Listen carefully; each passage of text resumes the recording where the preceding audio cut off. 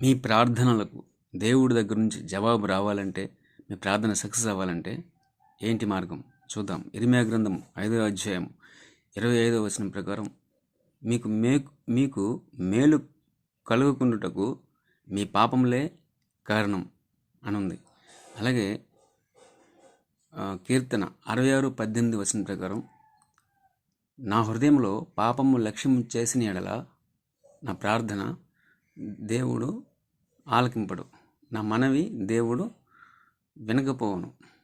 అంటే మన హృదయంలో ఉన్న పాపము మనం చేసే ప్రార్థనకి అడ్డంకిగా ఉంది. కావున మీ ప్రాణాత్మ దేహంలో నువ్వు పరిశుద్ధపరుచుకొని ఎప్పుడైతే రక్తంతో కడగబడ్డామో ఆ తర్వాత మరలా పాపం చేస్తూ ప్రార్థన చేసినప్పుడు ఆ ప్రార్థనకి జవాబు దేవుడు ఖచ్చితంగా ఇవ్వరు. కాబట్టి మీ ప్రార్థన దేవుడు వినాలంటే మీరు ఖచ్చితంగా పాపాన్ని విడిచిపెట్టాలి. మీ ప్రార్థన దేవుడు ఆలకించును గాక. ఆమెన్.